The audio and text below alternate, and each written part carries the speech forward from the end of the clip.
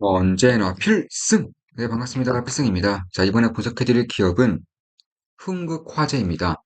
일단 흥국화재에 대해서는 아시는 분들은 거의 없을 거예요. 사실 이 기업에 대해서 아신다고 하더라도 흥국화재를 투자해보겠다, 이런 식으로 생각해 보신 분들은 정말 얼마 없을 거라고 보고 있습니다. 그만큼 엄청나게 소외주이고, 사실 대주주 비중이 80% 정도 되기 때문에 개인 투자자들이 접근하기에도 쉽지가 않았던, 그러니까 개인 투자자들에게 홍보 자체가 되지 않았던 그런 주식 중에 하나다, 이렇게 보시면 될 것 같습니다. 일단 우리 오래된 구독자분들이나 아니면 우리 멤버분들은 다들 아실 거예요. 제가 이번 인플레이션 시대에서 혹은 고금리 시대에서 보험주가 얼마나 메리트 있는 투자처인지를 꾸준히 말씀드려 왔습니다. 그와 더불어서 저 같은 경우는 최근에는 이제 보험주보다는 오히려 고퍼스 상품들, 숏 상품들에 좀 주목을 하면서 사실 최근에 그 하락장을 굉장히 좀 견고하게, 계좌 기준으로 견고하게 막아서고 있습니다. 해외 주식 같은 경우는 신고가를 뭐 꾸준히 갱신하고 있는 것도 사실이고요. 9월 5일에도 알크 ETF인 SRK에 매수했죠. 9월 5일에 매수했고 한 주도 안 팔았어요. 9월 7일에는 알크 ETF 인버스 상품인 SRK에 역시나 추가 매수까지 진행했습니다. 그 이후에도 러셀 2000 지수 고버스 상품, 그러니까 두 배 레버리지 인버스입니다. 고버스는 두 배 레버리지 인버스예요.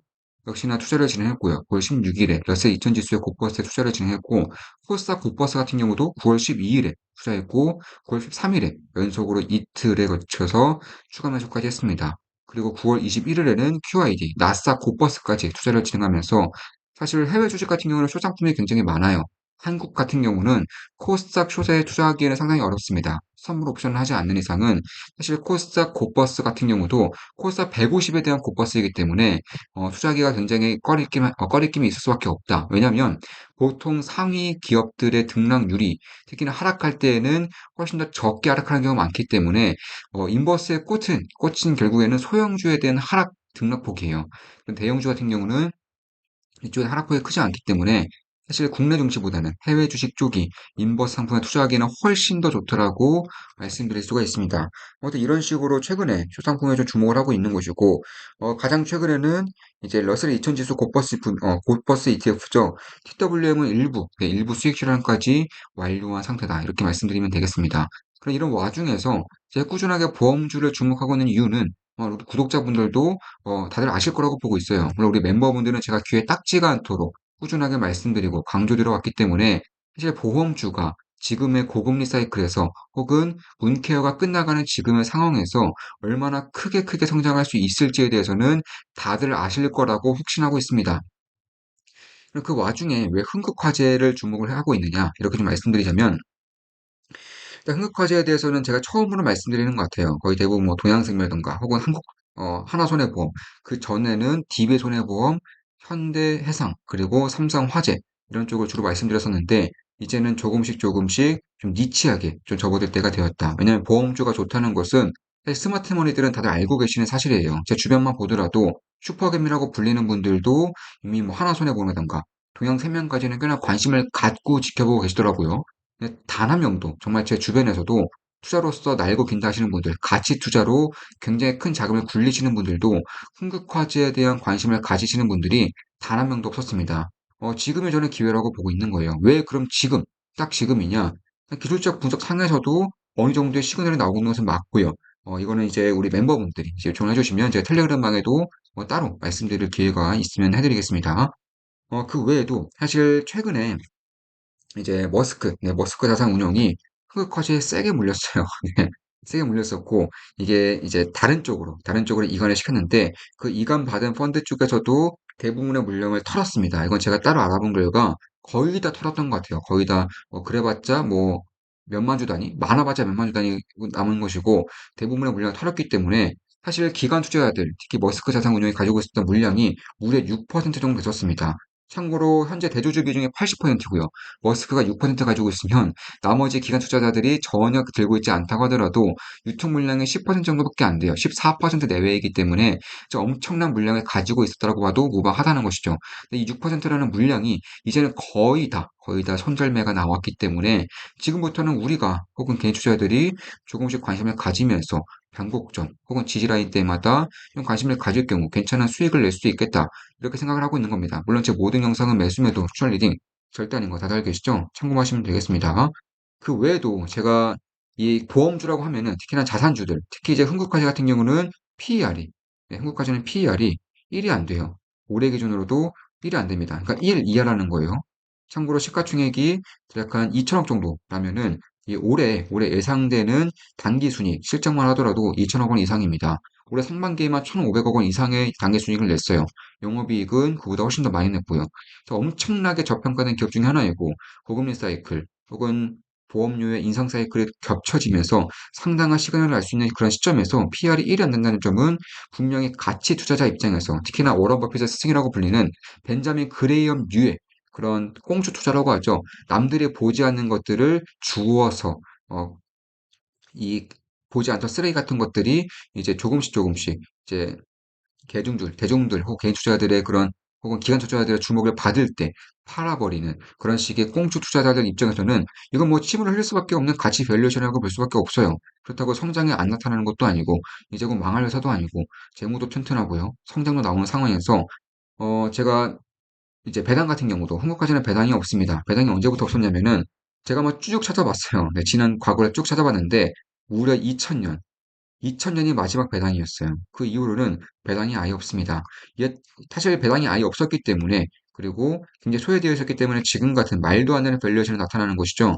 그런데 이제 최근 들어서 주주 환원에 대한 그런 뭐랄까요, 관심도가 꽤나 증가를 하면서 사실 정부 쪽에서도 규제가 조금씩 가해지고 있는 것은 사실이에요. 어떤 규제가 가해지고 있느냐? 일단 최근 5년간 보통 손해보험사들의 배당 성향이 약 35%예요. 근데 여기서 50% 최소 50% 이상은 배당을 줘야 된다. 이런 식의 정책이 이제 나올 수 있다. 이런 식으로 말하고 있는데, 이건 만약에 이런 것들이 현실화가 될 경우 50%를 한다면 17.5%죠. PR이 1이 안 되기 때문에 17.5%, 약 15% 내외의 배당률이 최소, 최소 나올 수 있다는 겁니다.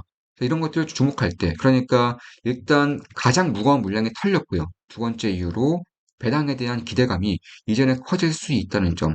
왜냐하면 이제 대한민국 투자에 대한 문화가 바뀌고 있고요.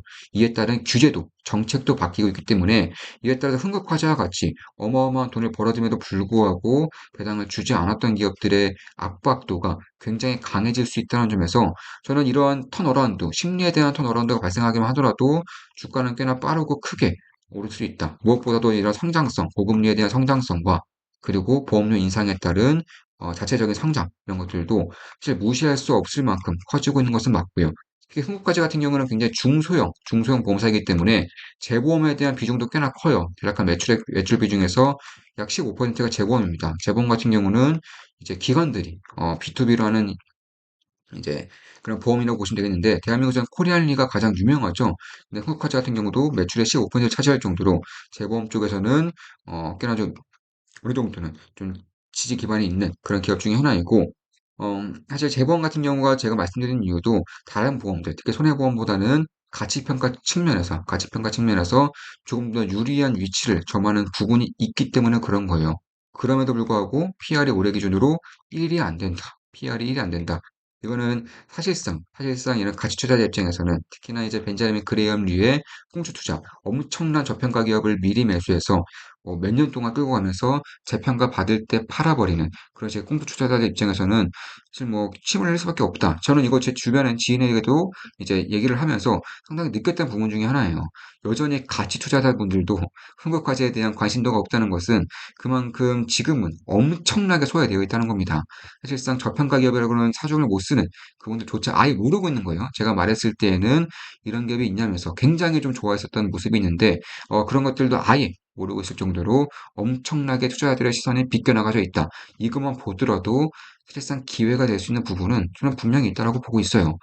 따라서 만약에 먼저 투자를 해서 좀 자리를 잡아가는 그런 투자 스타일이라면은 좀 꽤나 좀 주목도 있게 볼 필요도 있겠다. 이렇게 말씀드리면서 방송 마무리 짓겠습니다. 지금까지 흥국화재에 대한 분석이었고요. 보험주에 대해서는 제가 꾸준하게 말씀드렸기 때문에 뭐 고금리에 대한 수혜 혹은 이런 문케어가 이제 유명무실화되면서 이제 보험료 인상에 대한 수혜 이쪽에 대해서는 꾸준히 말씀드렸다고 생각하고 있고요.